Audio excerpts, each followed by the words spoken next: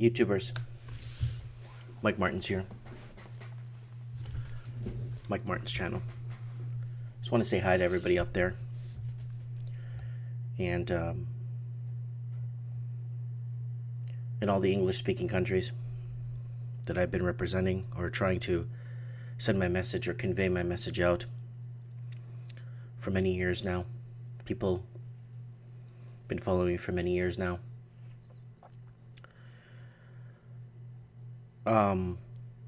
Canada's faced Australia, the United Kingdom, with a major problem. And I kept telling you guys that Vancouver and Sydney are the blueprints for the rest of the English-speaking world on what is happening. We sold out, or they sold out to the highest bidders. Real estate agents became wealthy on paper overnight. We lost our way of life. We held back on having kids. We held back on laying roots and starting a family. We held back on understanding the principles and the basic principles of the importance of homeownership. The middle class in major cities have been scattered to the wind, have been moved out to smaller towns and smaller boroughs to try and make ends meet. We've lost what it means to be a Canadian anymore. I am very upset of what has transpired in Vancouver since the 2010 Olympics.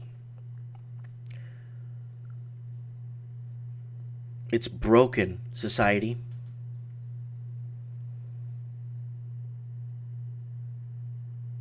And it's taken away the futures of our kids and grandkids.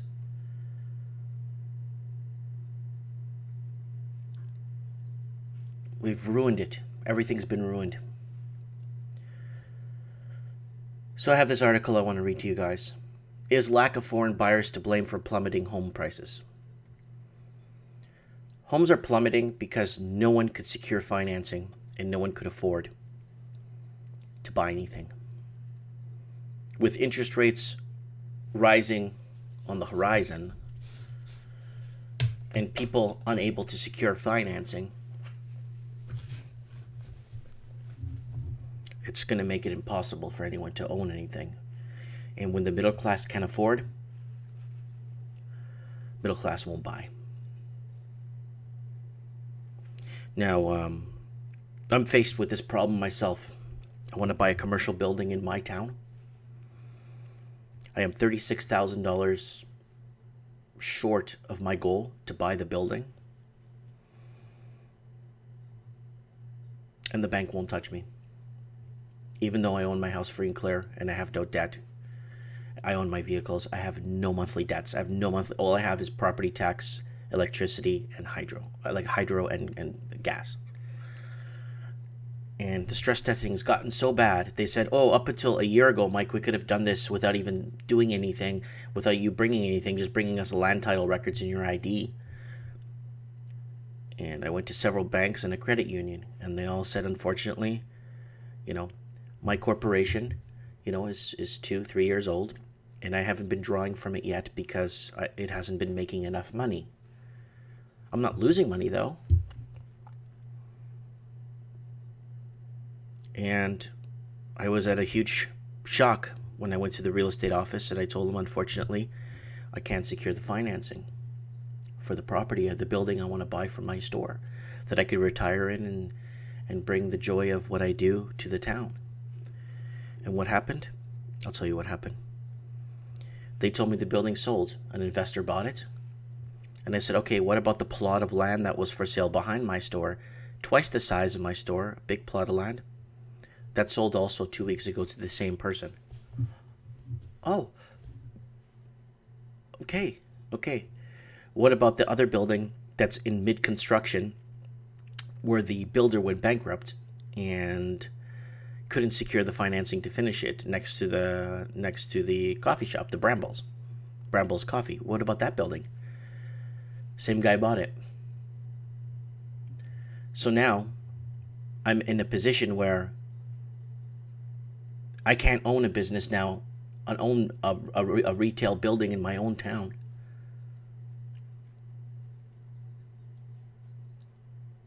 Because somebody wants to buy up everything and invest it and just leave it as is, and hopefully prices in the town flourishes.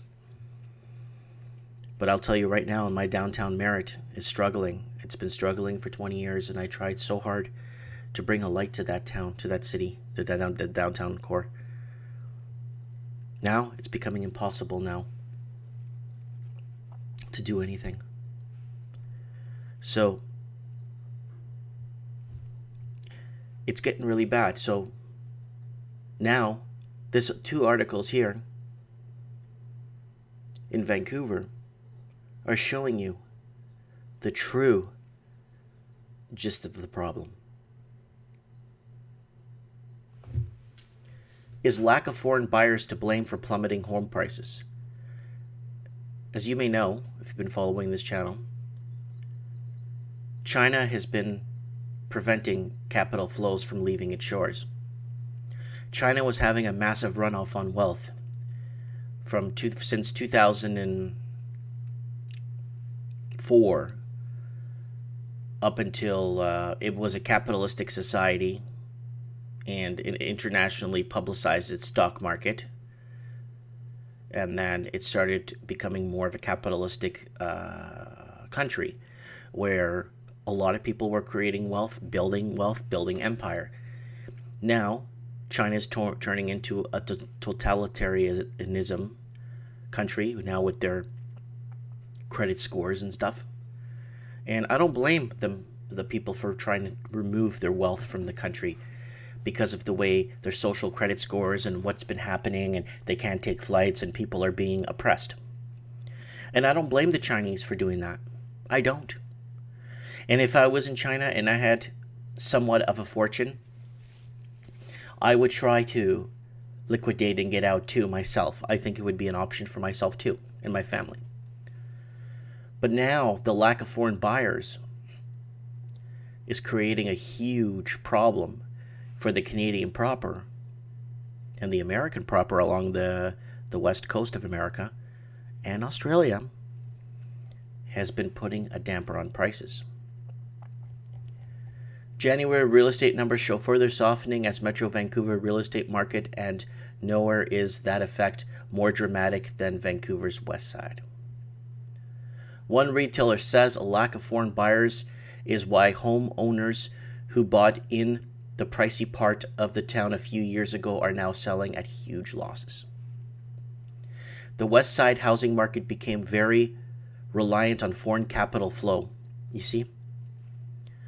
That's what happens when you sell your country out. You become heavily dependent. Instead of the average Joe working a few years, putting a down payment on a home and, laying roots, getting married, paying it off, and we gave that away. We gave that away. We sold that away. The realtor for an owner who finally managed to sell their 1920s character home after more than a year on the market. All of those buyers have kind of hit the sidelines, and without those buyers, prices can only go one way, and that is down. The property in question was first listed for $2.7 million. It dropped to $2.4 million, then $2.2 million. Hasman said the home finally sold a couple of weeks ago for less than $2 million. $612,000 less than the owner paid for 20 months ago. A different home located nearby is currently listed for $2.5 million. In June 2016, it sold for $4 million. It sold for $4 million. So, and these are like these kind of homes, like typical family homes that you would use to raise a family and send your kids to school. Prices dropping across the region. Last month, the detached fixer-upper in East Vancouver was listed just shy of $1 million. So this is the article I read on trends in the housing market for you guys. Here it is, $1 million for this. It's nice, guys. This is really, really nice. So this is it right here. And do you know what you could buy in Atlanta for $1 million? Helicopter pad with tennis courts in your backyard. Oh yeah.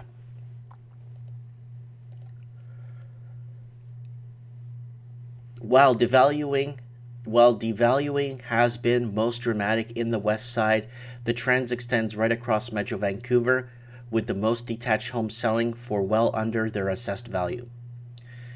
Townhomes and condo prices have fallen too. In January, asking prices across the region were down an average of 7.2% from last summer.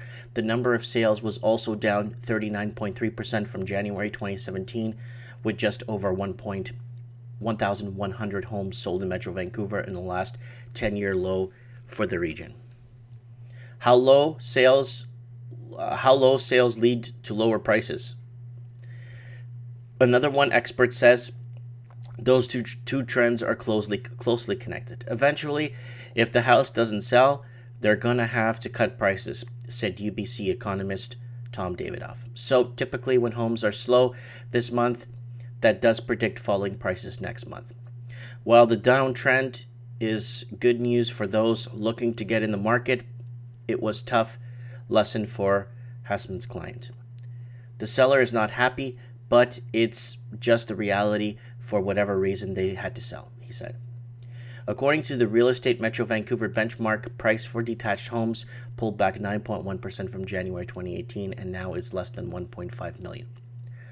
The benchmark price, condos fell 1.7% and $658,000.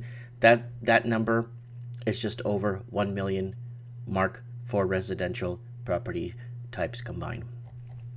There's another story here that they're throwing out there here on the news, but there's no story to read, and it just titled a part of CTV network. Where's the title of this thing? No, it doesn't say.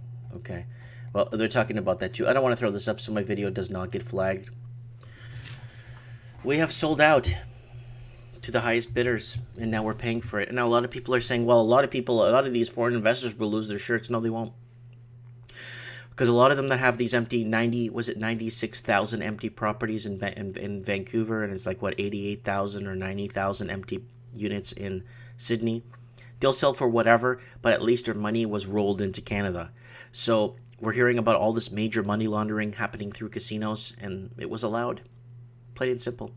I try to launder money through a casino, they'll have their knee on the back of my neck in the parking lot in freezing cold, handcuffing me and kicking me in the ribs if that was me trying to pull something like that. But that's it. A lot of people will sell for whatever, but at least their money's clean in a Canadian bank, and it has been moved offshore. But what do we get for building all the infrastructure? What do we get for educating our kids? What do we get? Nothing. Zero.